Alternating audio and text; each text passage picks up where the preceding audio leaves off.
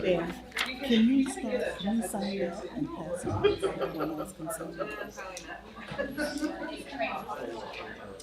Well, my son, yeah, some my partners, but we're working 4 kids, so some of my partners. Not sure. And yeah, because I got no people working, because we're still open. Oh, yeah. There you go.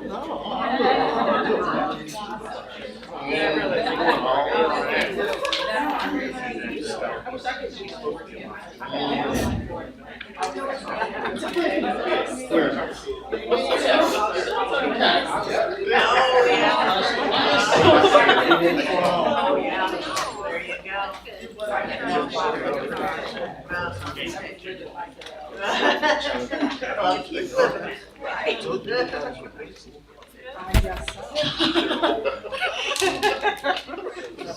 All everything is still in my thing that is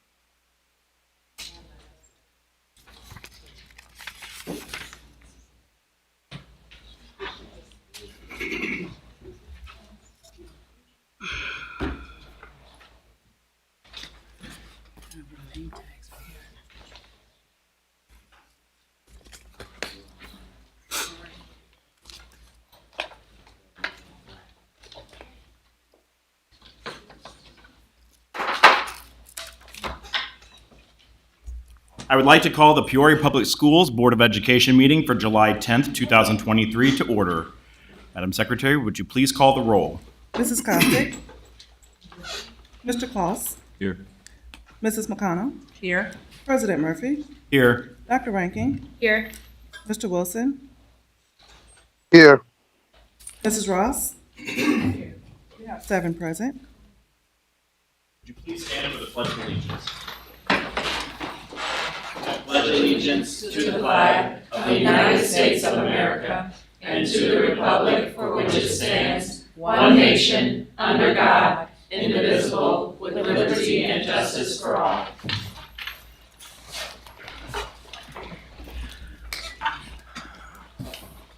All right, and before we begin, I don't know if they've changed yet for the summer, but if this is the first time you're here or watching online, I'd like to thank the folks over at Mark Bill's to my left for the beautiful board that they created up here. Lots of very powerful words. And then over here to my right, the Von Steuben Middle School board, also very colorful and cheerful. Love that octopus chain link creature there. I love that.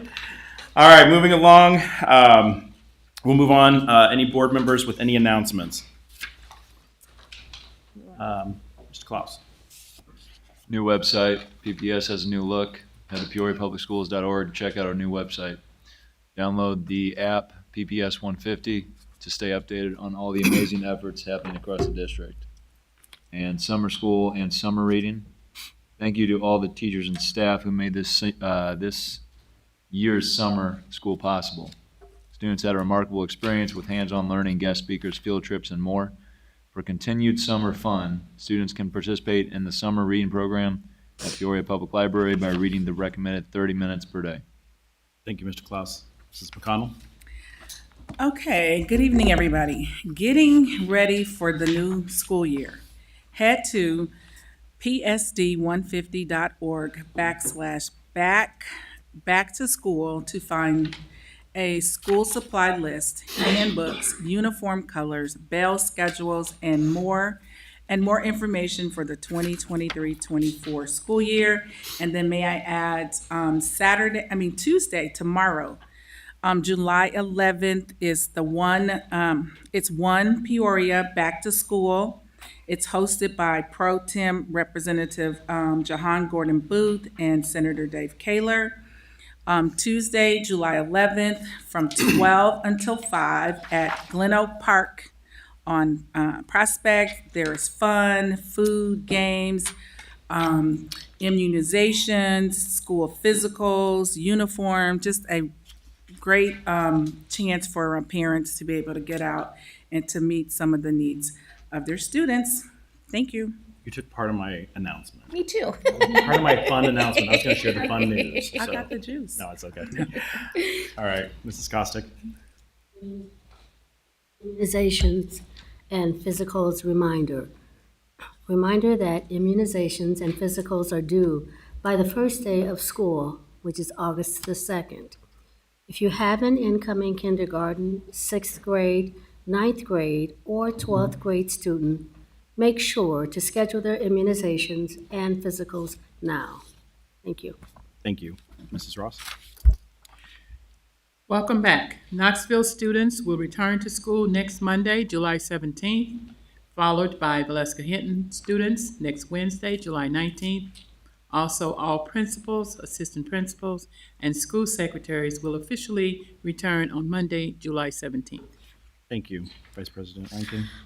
Summer safe zones. Peoria Public Schools is partnering with the Peoria Police Department and Peoria Park District to bring safe and fun summer events for all families in Peoria.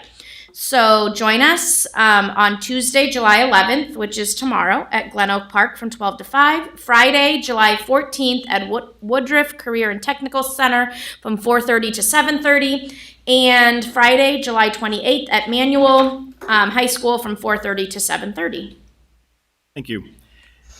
Back to school events. Over the next few weeks, various community events will offer free school supplies, backpacks, school uniforms, haircuts, and physical and dental checkups. Mark your calendars and plan to attend one of these events. On July 11th, from 12 to 5, One Peoria Back to School and Health Fair at Glen Oak Park.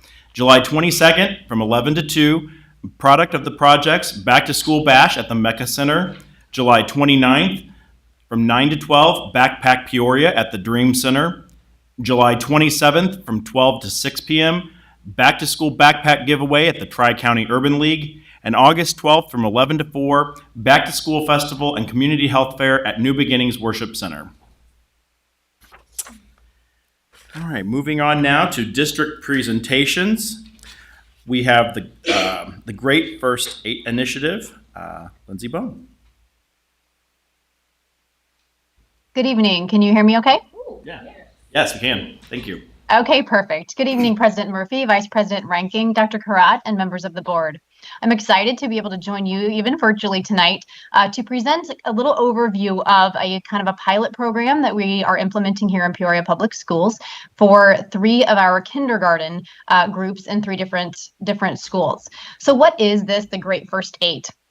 It was designed by a group of renowned researchers. It is a comprehensive full day, which means that it is really more project-based and developmentally appropriate for students at the kindergarten level. They have designed a curriculum that will actually span eventually, again, children birth through age 8, hence the name. We have been approached and asked, actually we're honored, to implement this at the kindergarten level, moving into 23-24. It is specifically designed for classrooms that serve a population of children from historically underrepresented racial and ethnic backgrounds. Next. The key elements, really kind of what we were very excited to learn as we met with the developers of this program, were the three key pieces. The first being the literacy piece called Word Wonders is based on the latest research grounded in the science of reading. This is something that our team, in the curriculum has really kept abreast on. We're looking at shifts district-wide, in fact, on what pieces we have that are solid and aligned to research and what pieces that we could always, stand to improve as we look at curriculum adoptions in the future. This curriculum has kind of done that work already. What they offer is already aligned. In fact, we meet sometimes with Dr. Nell Duke, who has been instrumental in even creating the active view of reading. In the center there, I mentioned kind of coming into this, the developmental appropriateness. Kindergarten has evolved, not so much sometimes for the better, over the years, And we really are looking at something that is more play-based in nature. It's the most natural way that students at that level coming into school, oftentimes for the first time, will learn. It's interdisciplinary. It includes elements of science and social studies that really kind of have become all but absent from our early elementary classes, as our focus, has been on literacy and math. But this approach allows for us to infuse those topics, which again just naturally makes that more than culturally responsive. Again, it's unprecedented. We went through the training at the end of June, and I think all of our teachers were very impressed at the text selections that they provide. Looking at to represent diverse populations is something that you don't always see in some of the curricula available in the mainstream. So which ones of our schools will be affected, as there will be our first implementers in 23-24? We're working with the kindergarten teams at Lincoln, Whittier, and Trewen. And I kind of have listed there that means, aside from the dual language classrooms, which really kind of have a little bit different of a program going on already, we're working with the 3 regular ed classrooms at Lincoln, the 3 at Whittier, and 2 at Trewen. So finally, what does this mean then for PPS? Where are we with what we've done already to kind of lead up to this work, and then where we're going into the 23-24 school year? All teachers involved in the 3 buildings that I just showed attended 30 hours worth of the initial training at the last week in June.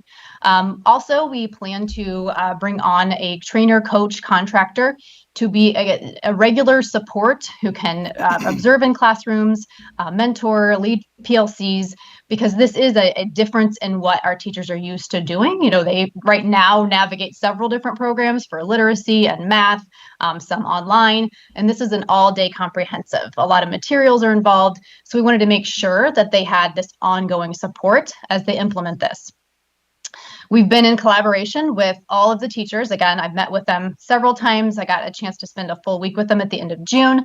We also keep in contact our PFT leaders and are looking at, as necessary, an MOU that would kind of lay out this work ahead and what this is for the teachers and agreements, for the support we plan to provide as a district. And then as we move forward, as I mentioned, this is a phase-in kind of program that they have the kindergarten available now that we are piloting. They're still in development or developing the 1st and 2nd grade versions of this curriculum. So that, again, their vision being that someday as they kind of launch it, they have students where it's available from birth to age 8. Again, this same kind of continuous program. We have options moving forward. We obviously plan to monitor the data through our coaching support with these teachers this year, seeing about academic and social and emotional data, looking at what our options would be for continued implementation, either continuing or expanding at the kindergarten level, or working with the company to phase in a 1st and 2nd grade option. Again, that would be heavily dependent upon the regular meetings that we have with the teachers as we move throughout this year. This is just a short video clip that kind of gives a quick overview.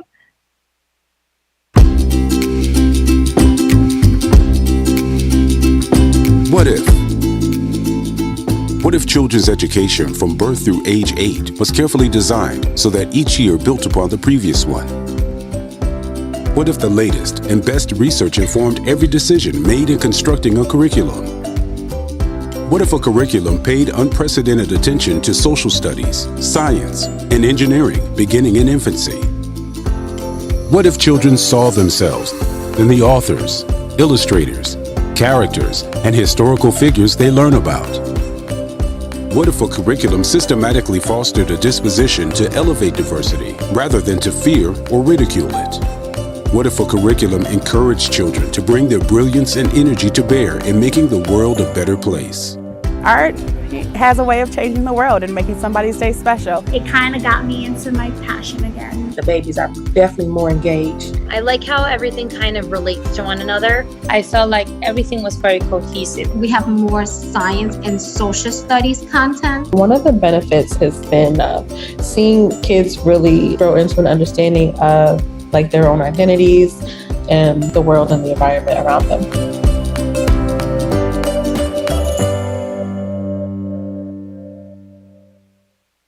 All right, thanks, Michelle. So that is the Great First Aid kind of initiative in our pilot schools as an overview.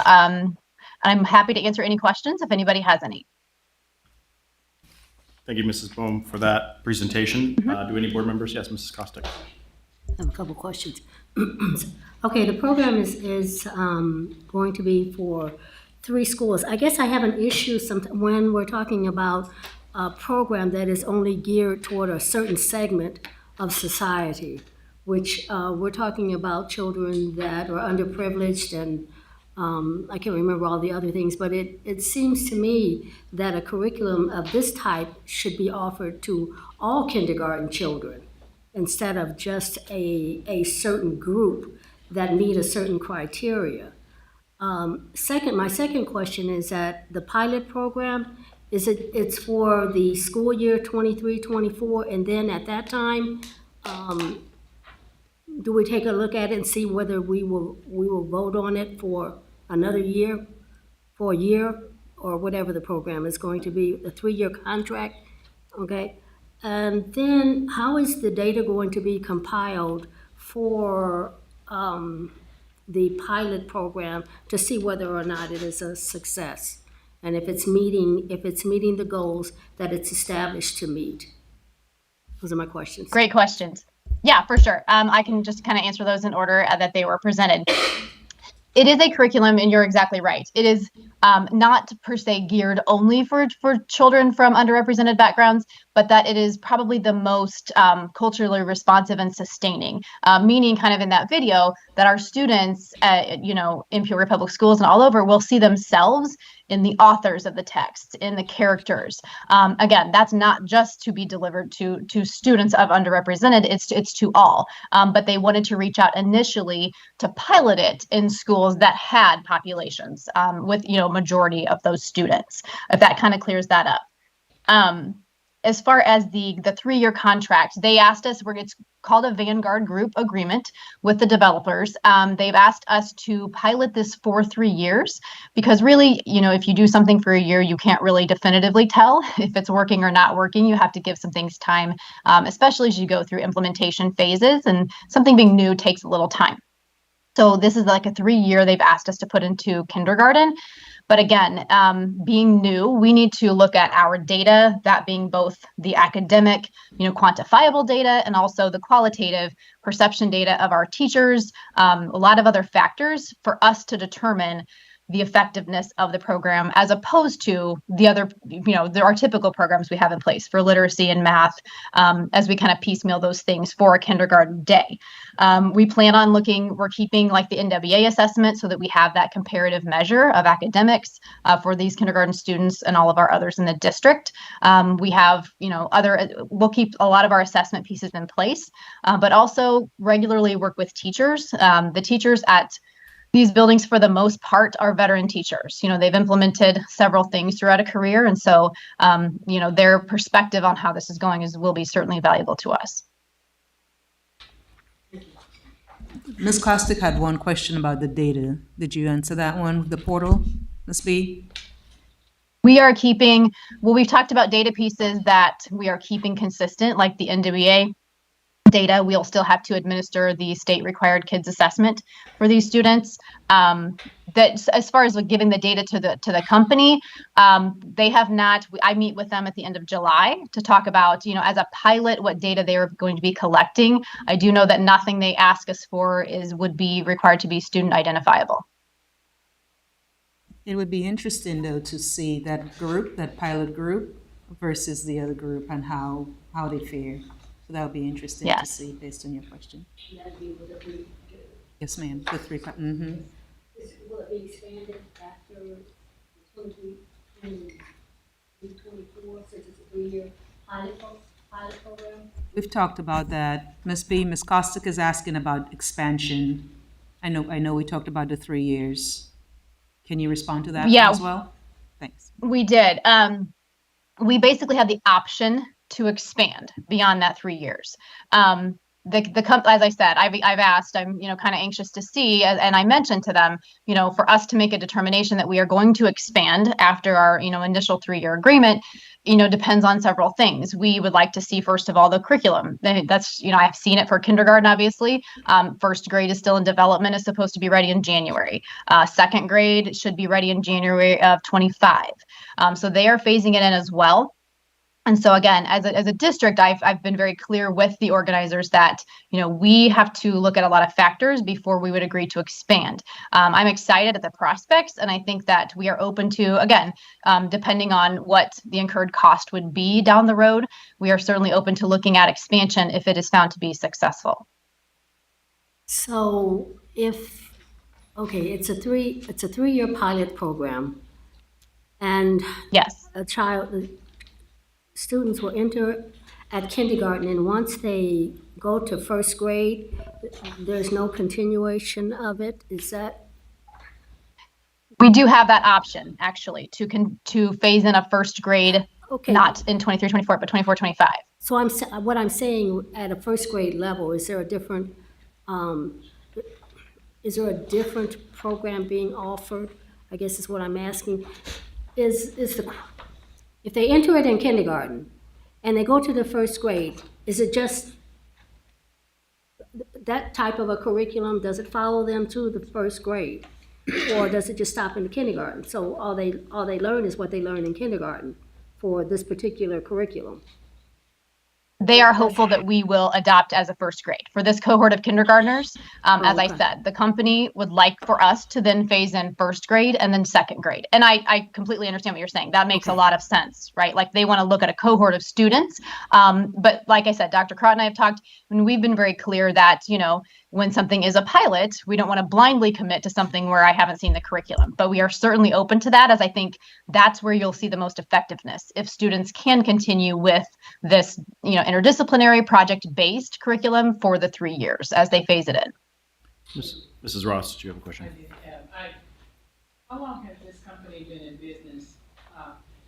It talks a lot about SEL. I mean, we're all over the map with SEL. Not on. Okay, sorry.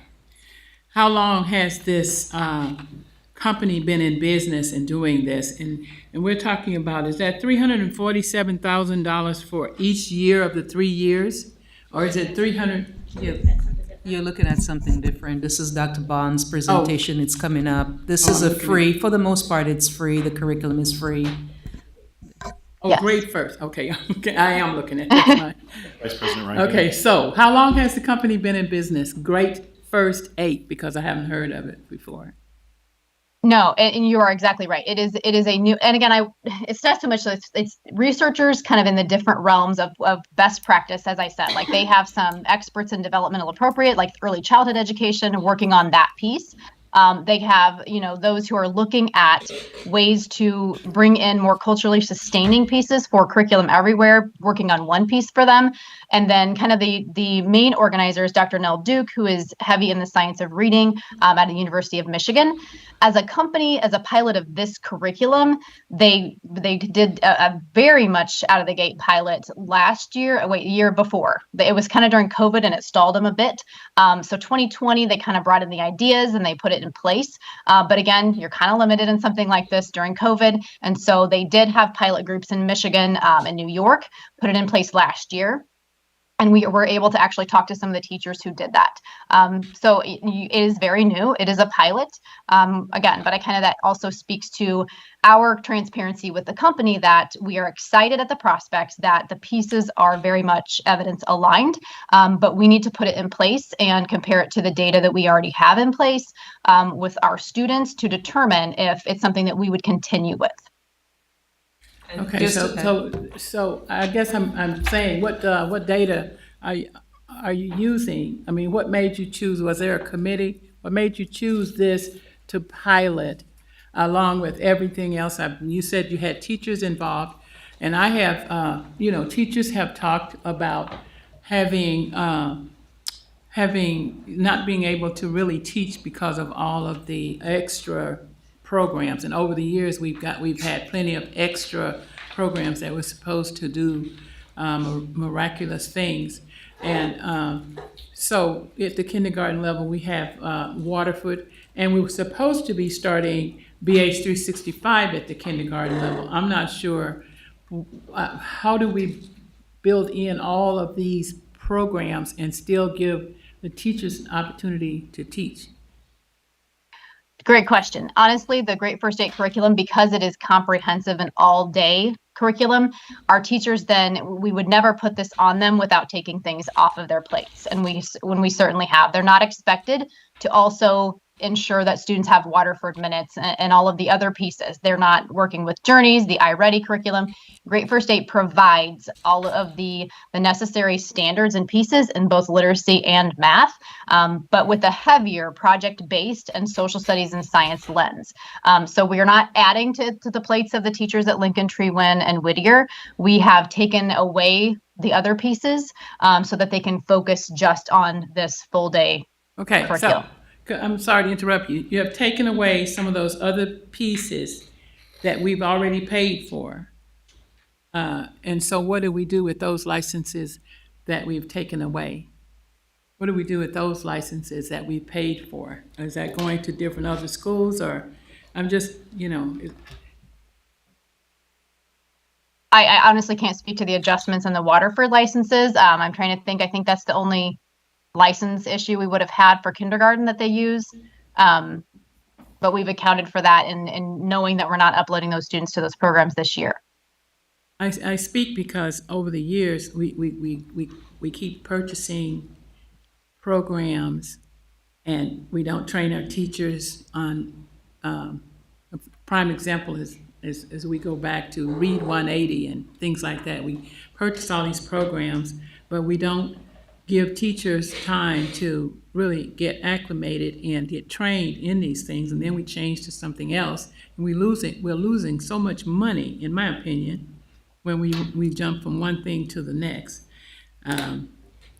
So I can understand adding things, but it's like, I don't know. Okay. Vice President Ranking. So I've done a little bit of research on this, and I think, I'm in full support of it. Researching the people who developed it, they are phenomenal in the world of early childhood. They come from a research background rather than kind of what we might think of as like a company background. So they may not be on the internet in flashy ways, but their background is really, really solid, along with University of Michigan is kind of piloting this. Their education department is world renowned, along with the New York education department, as well as other kind of things, along with the fact that it's open resource, which means it's free. And I made sure to confirm this when when Dr. Karat brought this to my attention. It's free. The curriculum itself is free. What we are paying for as the district is the support for the teachers. And so I think that addresses the implementation piece of we are paying for someone to be full-time, making sure that teachers feel supported, teachers are implementing this, and aren't kind of just thrown out there with a new curriculum. And I know that we're calling it a curriculum, but it's more of a way of teaching rather than like a boxed curriculum that BH 365 is, or what we've approved for math curriculum. It's much more an approach to teaching that provides resources, open resources, and guidance, rather than what we might imagine as like, here you buy this box of curriculum and you implement it. I'm obviously in full support of it, just by doing kind of my own research and knowing the individual, not personally, but researching the individuals who have done this, as well as the fact that it's open resource, which I think it's awesome that we were invited to do this, and the fact that we could be the precipice for open resource for so many other kids, and really kind of helping lead that, because as we know, curriculum is expensive. With this being open resource, this is opening a door to curriculum through a different way, so that districts don't have to have millions of dollars to have really high quality curriculum. They can have open resource and the support that these researchers are kind of putting forth. So that's And so President Murphy, the good thing is as well, the teachers who are going to pilot it kind of raised their hand and said, we're definitely interested in doing that. And so that was really good to see as well. Okay, thank you. And as Dr. Rankin said, they're not in it for the money. These are researchers who are finding ways to ensure that every child has a fighting chance to be successful. Perfect. Are there any other questions or feedback? Seeing none. Thank you very much. All right, moving on to the SEL update, District SEL Leadership Team and 7 Mindset Curriculum. Dr. Bond. Good evening. Thank you. I'm going to ask my colleagues from the SEL Discipline Leadership Team to join me. Not all of them would like to speak. However, it'd be nice if they were here with. So this is just a couple of our members. Michelle is going to pretend like we're at the Oscars, and she's going to keep us going very quickly on the slides. So just want to first kind of walk us through, back in kind of late February, early March, we decided as a district, it's time that we need to really just kind of think about continuous improvement with SEL, focus on the foundation we have, take stock of where we are, identify what's working, what needs revised, and then prepare for the 23-24 school year and beyond. So a part of that was developing a district-wide SEL leadership team. So in the spring, that's when we started that. These are just a few of the members from this. We have a large team, and then we have lots of action teams off of the large team. And we also are connecting with other types of teams within the district that we didn't really anticipate necessarily, and are even creating additional kinds of moments. So it's turning into a bit of a spider web of connectedness in terms of SEL. This, I know you have seen these slides already, so I won't read it to you, but definitely we have a purpose of making sure we are providing voice to our stakeholders in an ongoing kind of way. The next slide gives just kind of some examples of the types of things that this particular team will be working on. And so really these bullet points, once we get into the new school year, into the 23-24 year, this is really going to be their work. But admittedly, the last couple of months of last school year really was just kind of like getting our house in order, if that makes sense. We just had to take some time to just get ourselves together and kind of get a plan in place. So those bullet points will be for next year. I'm going to hand it over to Mr. Brown to walk us through a couple of these next slides. Well, thank you.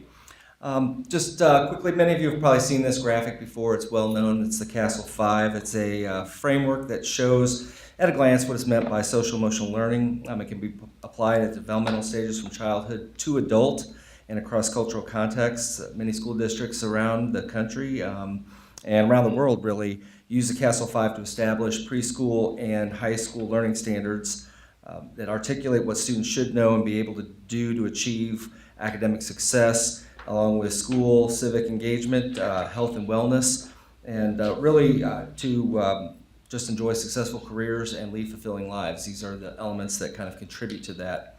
If we look at this next slide, you'll see that CASEL also identifies 10 indicators of school-wide SEL. School-wide SEL is a systemic approach to infusing school and social emotional learning into every aspect of the school day. And you'll see how it's kind of divided in those categories there. It captures many aspects, not just from the classroom, but the school. It also provides aspects and elements to family and the community as well. So it's not a checklist of or a to-do list, really. Everything's interconnected within these 10 indicators. So thinking of them as more of a landscape, really, is the way that we want to look at them. So as we look a little bit further at these indicators, you'll see these are actually the 10 components, the 10 action committees. School-wide SEL is a long-term process. It can take 3 to 5 years to fully implement. You wouldn't expect to see evidence of these indicators after a single year of SEL implementation. But over time, as a larger picture emerges, you would see some of these facets that the school community could expect to see. These are some of those aspects. So our action teams were built around these components. For example, I am on the supportive discipline action team, and our focus is examining current discipline practices in the district and exploring ways to make discipline restorative, more equitable, as well as finding ways to make it meaningful, making it a meaningful teaching opportunity that support positive change in student mindset and behaviors, changes in behavior that are positive over traditional punishments that have a negative impact on students. So with that, I'm going to turn it back to Dr. Bond quickly to explain a little bit more about our process. Yep, so thank you. So this is just an example. I just wanted you to see that we basically, all of our action teams have like layers of their work. And again, we spent the last couple of months just kind of like getting everything together. And so there was a lot of work that needed to be done. I'm not going to walk through every single action team and the work they've done, but I am going to focus specifically on the explicit SEL Instruction Team. This particular team, we had a lot of conversations with staff members, with parents, with administrators, with community members, just to kind of figure out, hey, what's going well, what do we need to improve upon. We realized our glows were that there's a lot of really good strategies and activities and components of approaches going on throughout the district, especially if you kind of look at certain schools, grade levels, teachers, etc. There's a lot of good things happening. One of the pieces we noticed we needed to improve upon was just the consistency in implementing an SEL curriculum. So that was really what this team was charged with. They needed to research SEL curriculum. They needed to figure out what's the criteria that we're looking at when we're looking at curriculum, and how are we going to choose this. So on the next slide, you can see this is what they did. They surveyed staff, researched best practices, reviewed different curriculum options, and then they determined what those mandatory must-haves need to be as a part of our SEL curriculum. The next slide lists a wide range of things that were on their must-have list, and the reason why I'm not going to walk through each of these, but I just want you to kind of see holistically, they really set the bar very high to have a curriculum that encompassed a wide range of pieces. Everything from, of course, an evidence-based curriculum, trauma-informed, culturally responsive, to what does the support look like for our families? What do those resources look like? What does the adult SEL component look like? And how does the curriculum support those areas as well? So that was really important that they looked at those pieces. After they looked at the different curriculum options, they initially narrowed it down to 3, conscious discipline, leader in me, and 7 mindsets. From there, they went through a pretty thorough process where they had representatives from those organizations come and communicate with them about their curriculum. They also talked with teachers who are implementing just to get their view on how things are going and what does that look like and how was the rollout and what success are they seeing in those areas. So based on all those pieces, their final recommendation is PreK is conscious discipline. So that'll just be something that will be layered into what they are already doing. They have a very robust SEL piece already in early childhood. So they will be layering that component in. And then K-12 is 7 mindsets. So I'm just going to walk through a couple pieces of 7 mindsets and then turn it over to Mrs. Daniels. But on the screen, these are the 7 mindsets, and there's different components within each mindset, you can see there. And so essentially, all of the work that we will be doing will be based around these 7 mindsets. And this talks about really the mindset-based learning piece. This is truly a component where this curriculum can transform self-awareness, foster improved actions and decisions, building empathy, promoting that growth mindset, developing hope and resilience. Just those pieces are so huge to the work that we're doing. The digital curriculum, and you'll notice the word digital because that's what it is. It is a digital curriculum. It's evidence-based, it's aligned to CASEL. It's designed to be teacher facilitated. It's designed to be pretty easy to implement, quite honestly.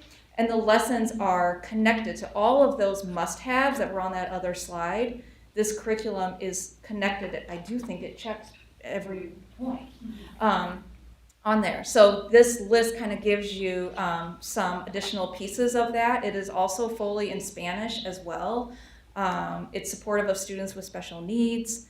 And so there's a lot of pieces here that again, kind of check those boxes on the criteria.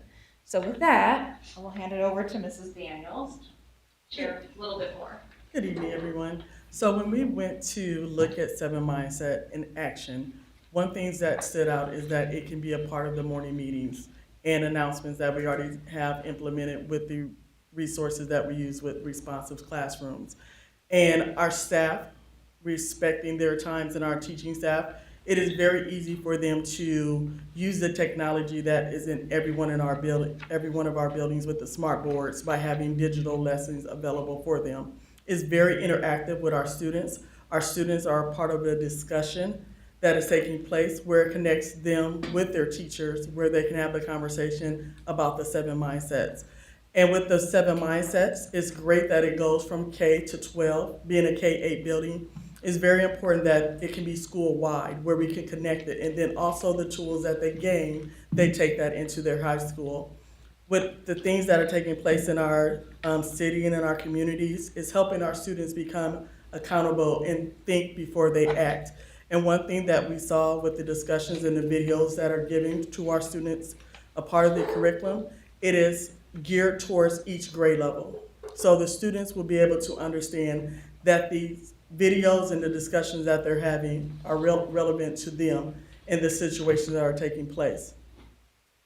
The teachers, all they have to do is click on, get on the program. It is all laid out for them, and it's easy to leave this for a sub, or even if you just need someone to have a part of your SEL team, for our social workers, our counselors to implement it in small groups.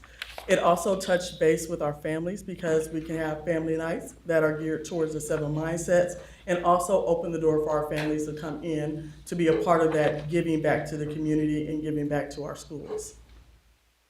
With that being said, like we said, it's very easy pace, it's easy learning. It's also diving deep into what our teachers are dealing with themselves as a part of their mindsets, and also just making sure that our students connect with their teachers and knowing that they are human and we're working through this together.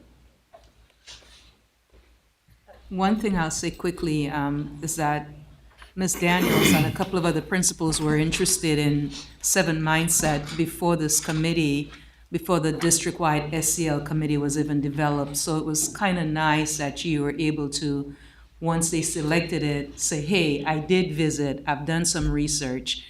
My staff and I were on that journey, and so it's just really nice to see how you were able to add some of those experiences as well, because you were way ahead of them, and you've been working on trying to get it into your building. So thank you. Thank you. And what I can say, when they were, it did not feel like a sales pitch. It was really feeling like we were going to get coaching to address our students with their social emotional needs. We've spent a lot of time on the academic portion, but if we do not address where our students are with their social emotional well-being, as well as our staff members, we will not make the gains we need to make in academics. And from the start, that is something, just hearing mindsets, that is what it's about, the growth mindset and how we think, because how you think is how you act. So I think 7 Mindset will help us along this journey. Thank you very much for your presentation. Do any board members have any questions or comments they'd like to share? I have one. Okay. Oh, I'm sorry. Yeah, go ahead. Before we go to questions, can you please introduce your staff and your team with us? The team. Great, introduce yourselves. Rich School, Deputy Director of School Safety. Pam Beaver, Knoxville Center for Student Success. Adrian Daniel, proud principal at Andrew Community Learning Center. Jennifer Newland, primary teacher at Day Tree. Andrew Brown, I'm program facilitator at Rise Academy. Michelle Press, school social worker at AJ. Thank you very much. Mrs. Ross, if you'd like to. Yeah, I just had a quick question. I heard you mention adult SEL a couple of times, and then also heard you, talk about the community, and how is what you all doing interfacing with our community SEL? And I mean, it should all be connected, in my opinion, but how is that interfacing with the community? Because if we're talking about what adult SEL, that community piece would need to be there. There's a slide where it has all the 7 mindsets there, if you can go back to there. Yeah. So if you look at the 7 Well- mindsets and what we are going to be pouring into our students, it's not going component by component or lesson by lesson. It is addressing using these topics, these mindsets to address the things that's going on in the community, in your building, amongst your staff, students, and families. But one of the things that stood out for us is that we are connected. So being connected means that we're connected in our schools, we're connected with our families, we're connected with the communities. And there's lessons where we can communicate this with our parents through all the school, and it'll be the same messages throughout our PPS at all schools, but also when we do our parent universities and our family nights, having a component on SEL where the parents can feel like they can contribute, share out, and connect with what we're doing in the schools. It'll be a part of our newsletters, it'll be a part of our language throughout the buildings, it is a part of our announcements, it'll be a part of our signage boards of what we are focusing on as for one of our 7 mindsets of the month. So there's one that will stick out monthly, and we're asking parents to share that with us. Okay, I I'm sorry if I understood didn't that, answer but I your was. question right. Now, the question was, I believe Dr. Bell, did something change, or is he still SEL, working with community? What's the question? Dr. Bell is in charge of community SEL, is that correct? So my question is, how is that interfacing? Since, we're talking about community, how does that interface with, are we all working together? It sounds like this is so totally separate from the community. No, it's not. Actually, there was a meeting, and Dr. Bell was on vacation, but he had individuals representing him, justice advocates, when we met with the state's attorney. Was that last week or the week before? Last week. State's attorney, PPD, chief, and a couple of other representatives, the city as well, and Peoria Public Schools, brainstorming and targeting certain individuals and families, like the top 30 red kids, for example, that we would all kind of wrap around together. The justice advocates were amazing, sharing ideas and additional insights. And Dr. Bond, you also brought up sharing those with the families, depending on what we're going to be doing with the families. So it's a huge part. The community piece is a huge part of this work. And so the justice advocates are very involved with that. That was my question. How is it interfacing with When the we- community piece? Are they all doing the same thing or working together Yes. collaboratively? Yes. And Dr. Bond, you want to add to that? Because actually you brought it up at our meeting last week. Yeah. At Parent University, and we talked about incentivize. We were brainstorming with that group, doing things with the parents, providing supports for them, the 7 mindset, sharing some of that they can utilize at home, kind of helping them along with the information. And it's usually fun, and you brought it up last week. Yeah, and I think you're saying it exactly right. Yes, we're definitely working in tandem. Part of it is this is all happening relatively quickly. And so now, once, the board has an opportunity to consider this, because it's a recommendation right now, then in my mind, that's when we get to work and we start connecting with everyone at the wraparound center, all of our community partners, somehow, some way to get this message out that this is the language that we're using in Peoria Public Schools. So if we have to provide trainings, if we can provide support even to our community partners, I would love that. Family Core, for example, not only the FSLs in our buildings, them having a training so they understand this, but also the foster care system and what is being communicated in the homes through, so it's just that's why earlier when I said it's kind of like this web of connections that are being made, and some of that was anticipated and some of it wasn't. It's just sort of organically happening. I think that's what's happening here as Yeah. well. We And- just know we really do, this can't be done in isolation, and Right. we know that. And we can't do it alone, Ms. Ross. So you're right. Yeah. It's new and it will be expanded. So just thinking, how can the churches? I see Pastor McConnell there. Can the churches get involved? Can other organizations, Elite, for example, Children's Home, all of our partners and others? And so we've never really had a curriculum that's been that friendly and impactful as well.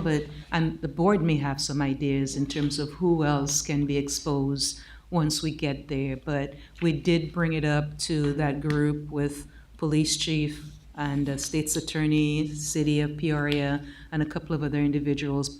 Peoria Public Schools had a lot of representative. Dr. Bell sent two justice advocates. And so we're just exploring, but the community piece, you're right, is huge. What Mr. Brown shared, classrooms, schools, families, and community, in order to get a really huge impact. All of those groups really need to be impacted in a significant way. And so it's exciting. Thank you. Mrs. Kostick? Thank you. Since 2021, we have approved numerous programs for SEL because it's a major. Social emotional is a major piece. We've partnered with numerous agencies, different programs. So I guess what I'm asking is that what programs do we currently have in place that are providing the like academic, social, and emotional learning? So when you're right, we have a lot of supports and we have a lot of programs within the district. It's the explicit, that's the word I had to keep coming back to myself. It's that explicit SEL instruction where we needed to kind of figure some things out with that. So I could maybe give specifics if you'd like, but we have had curriculums, you're right, that just haven't been utilized for a variety of reasons, perhaps, and I don't know if you want to speak to that a little bit, but we know that an explicit SEL curriculum is something that we needed to work on as a district. So I guess my question would be then those programs that, or say apparently have not worked because we're looking at an explicit program to address these issues.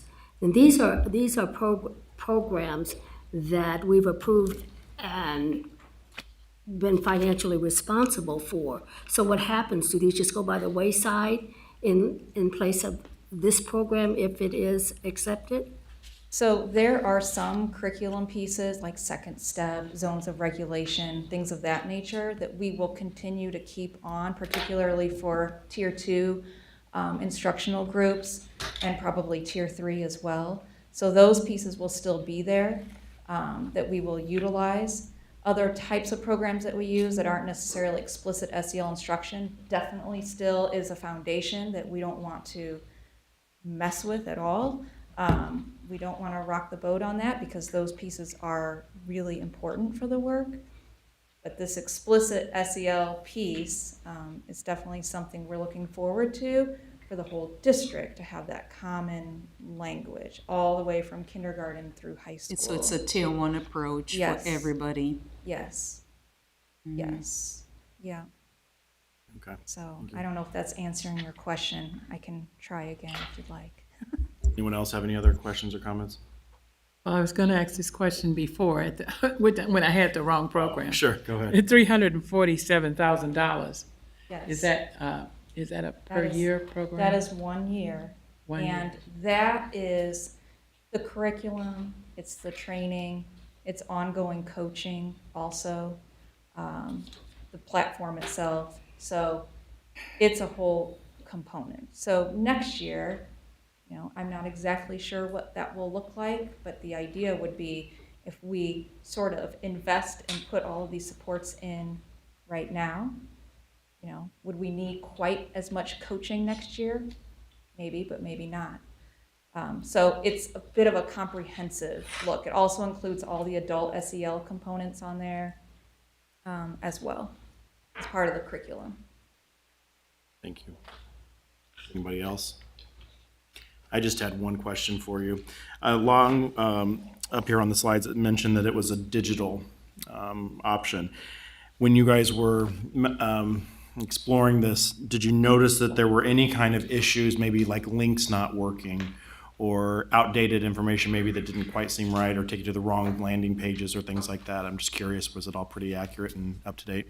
So during the presentation from the 7 Mindset rep, and then also when we went to Decatur to view the program being implemented, it is everything that is in the portal where you just click on the links, and the videos are embedded in there, as well as the lesson plans with the questions and also a printout.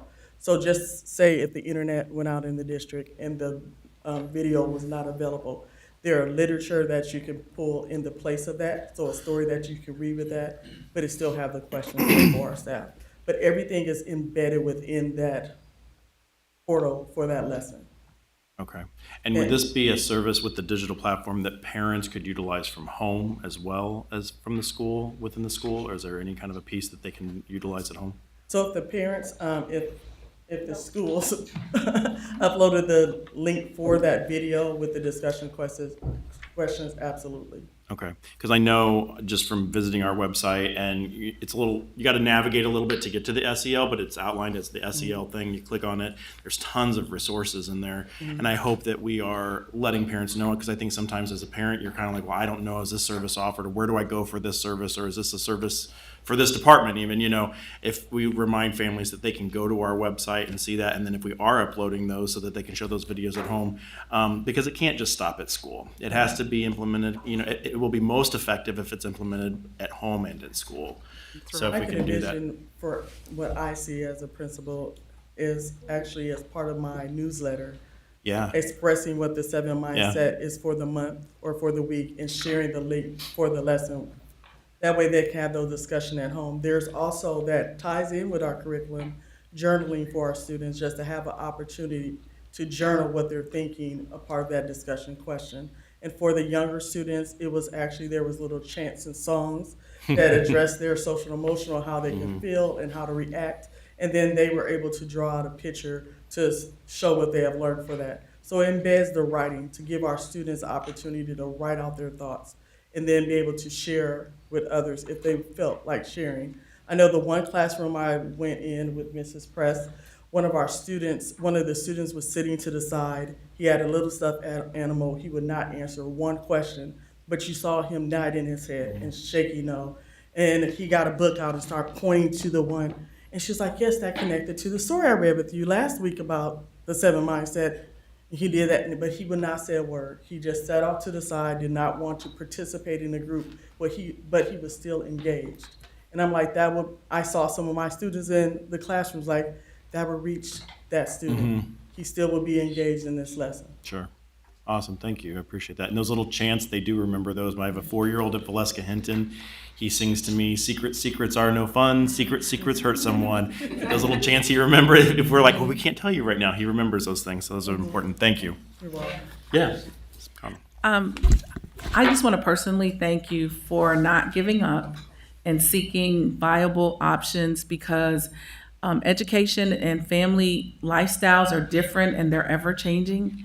And parenting is so different. And parents don't take the role as a traditional parent did maybe 30 to 40 years. And so thank you for the research. And I think that as a district, we have to remain fluid in trying it until we can get it right. And it may take all of those things, but the goal is to not give up so that we can impact children at their early stages. Because one thing is for sure, it's harder to fix a broken adult than it is a child. And so some of those traumas get embedded. And just like the little boy could not speak, it's because he's kind of hiding. And once a child gets so hidden and layered when he becomes 13 and 14, we can't reach him because they've now established this barrier that they are not open to receive. And so thank you, Principal Davis, right? Daniels. Thank you. I've been in a lot of the buildings and I do see how kids cope differently. And if we can give them a life skill of trying to figure out how to articulate or either feel what they feel and a way to process it so that they can come to school ready to learn, then it's a definite win. So thank you, Dr. Bond and your team, and for anybody else that is not here, thanks for staying on the battlefield because it is a process. Thank you. Just a quick comment. Oh, yep. Just a quick comment to Pastor. Pastor, you usually come to our meetings to support us and just listen and learn, and I appreciate that. Going back to Mrs. Ross's question, I remember years and years ago there was a pastoral council. I'm not sure if it's still active, and I think an idea could be we could give a presentation and see if we could get some of the quotes and lessons maybe made during announcements or incorporated. It's just a wild idea while we were. Yes, ma'am, that's great. Okay. We have your Ministers Alliance. Okay. And so that I can talk, make sure that we'll have an opportunity to share. And we can share the information and the curriculum, and that's great. Thank you. Thank you. All right. Thank you very much. Don't move yet.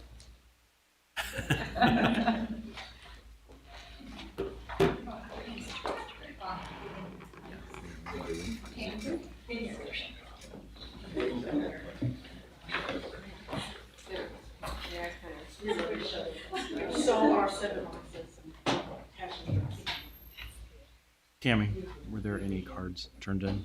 None? All right, moving along. There are no presentation by audience members, so we'll move on from that. So we'll skip also the response to audience presentation. Looking for a motion to approve the minutes from June 12th, 2023. So moved. Second. Madam Secretary, will you call the roll? Mrs. Costick? Mr. Kloss? Aye. Mrs. McConnell? Aye. President Murphy? Aye. Dr. Rankin? Aye. Mr. Wilson? Aye. Mrs. Ross? Aye. We have 7 ayes. Motion carries. Thank you. Moving on to information items, superintendent update. Thank you, President Murphy. We have been very, very busy working on staffing and everything school-related. It's really very exciting. I'm very excited about the upcoming school year and the new team that we have coming. I call it the Dream Team. And the whole idea is to work on improving student achievement for our kids, each and every one of them. And I wanted to introduce to you 2 of our new senior leadership members who actually this July, because our year starts July 1. So I would like to introduce Dr. Hassan. Dr. Hassan, if you can maybe come to the podium quickly, maybe 2 minutes, just share what you've been doing, and maybe 2 minutes, a little about yourself and the work. Good evening. Myself in 2 minutes. Woo. Okay. Dr. Michelle Hassan. I was previously the executive director of high schools. Really excited to return. For the last couple of years, I worked with high schools, and I plan on bringing all of that work back. Recently, just for the last week, working on how will we improve student achievement through our work. How will we look at our strategic plan, use it to look at our goals, and then use that to be very intentional about the work that we're doing, using a framework to improve student achievement, but also through this work, ensure that students are really good people. So I'm really trying to be strategic on how we're supporting our students, curriculum, because we know curriculum is really the gist of everything, how we're supporting our principals, our awesome principals like Ms. Daniels, who was here, and then how am I supporting the director so that they can support the principals. So again, really working to be strategic so that we can be successful and that everything comes together. So really excited to be here. Thank you so much for having me. Thank you so much. And I forgot to mention SEL, that previous presentation, it's strategy 2 of our strategic plan. You mentioned our strategic plan, and which essentially says that social and emotional will be embedded in teaching and learning. So now that there's a potential curriculum that everybody loves and will implement, this is exciting.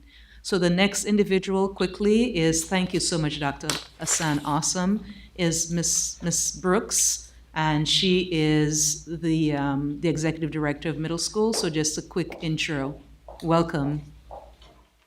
Well, thank you, and thank you, Board, and thank you, Board President Murphy. I just want to thank you for the opportunity to be here and work in Peoria School District. I'm a former principal from Danville, have 22 years of experience, have trained many principals in that district, and looking forward to working with the principals here. I've been coming since like March, trying to just get to know people. So I've been in and out since March, doing a couple of days here and there, just trying to get familiar with the district. Looking forward to working with Dr. Hassan and Dr. Karat, Dr. Bell, Dr. Bond.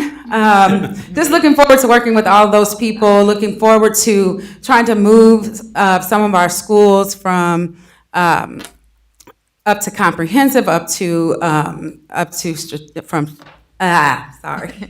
Exemplary. Just trying to move our schools up to exemplary. I've done that for the schools I've been in, and so I'm ready to work hard for you, and ready to be involved in the community. So if there's anything that I can join or be a part of, I would love to be a part of the community. Thank you. Hey, Pastor, you heard that? You have an opportunity. Thank you. And Board, I mean, it's really exciting, and our goal is to really do some good work for our kids and illustrate some tangible outcomes as well. Thank you. Can I get a picture of the two of them? Sure. And if you're looking for community involvement, I would love to sit down and talk to you. Okay, sounds good. Is that all from your superintendent update? That's my superintendent. Dr. Bell, have Dr. Bell join them because they'll all be working together as well. Go ahead, Dr. B. All right, thank you. Yeah, thank you. All right, moving on to the financial update, budgeted, encumbered, expended, balanced, and percent balance. Just real quickly, year-to-date revenue for 2022-23 totaled about $300 million. Year-to-date expenditures totaled about $297 million. Since we are what accountants refer to as an accrual district, these numbers for 22-23 will change some during the months of July, August, and September. If there are transactions that relate back to the 22-23 year, we'll take those transactions and put those back into 22-23. So the numbers that we are speaking of here in terms of revenue and expenditures will change some before they become official later in the fall, early winter. The only other noteworthy thing, both on revenue and expenditures, we're somewhere in the vicinity of $40 to $50 million under budget. In both revenue and expenditures, that related to grants where we budgeted some expenditures, those expenditures didn't occur, so we didn't get the revenue in because we didn't spend those dollars. But if you look at revenue and expenditures together, we brought in just a little bit more than we spent for the year. All right, that's good news. Yeah, thank you very much, Mr. Willis. Does anyone have any questions for Mr. Willis? Seeing none, any questions on proposed expenditures over $2,500? None. Report of requests under the Freedom of Information Act and status of such requests. Thank you, President Murphy, for your report on the new request status. Since our board meeting report on June 12th, we received one new request. Pending request status, there was one pending request noted on June 12th. Of those, one request remains open. There is, again, one request that currently is open. We have received 78 requests for this calendar year through June, right? Thank you. So Thank we'll you. start fresh. Thank you. Right. Added for a grand total of $3,900. Thank you. Thank you very much. Moving on to action items. Vice President Rankin. The consent agenda for July 10th, 2023 consists of number 1, gifts to school district year to date, $82,374.42. Donation of $3,000 from Walmart for items for growing for Elise Ford Allen. Number 2, the human resources report. Number 3, approval of elite contract for behavior school culture services. 4, family core contract approval, counseling services. 5, 7 Mindsets SEL curriculum. 6, iSteam Studio summer school workshops. 7, Crisis Prevention Institute CPI training agreement between CPI and Peoria Public Schools. 8, FY24 contract renewal between Dr. Andrew Morgan and Peoria Public Schools. Number 9, independent contractor agreement with Kelly L. Stewart regarding the Great First Aid Initiative. And that concludes the consent agenda. Thank you, Vice President Rankin. Were there any items on the consent agenda that any board members would like to have pulled for a separate vote or discussion?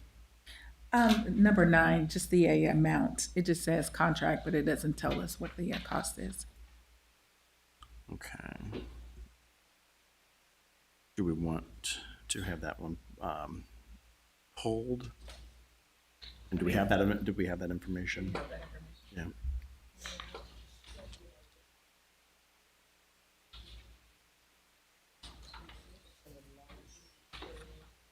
It's on page 3 of 6.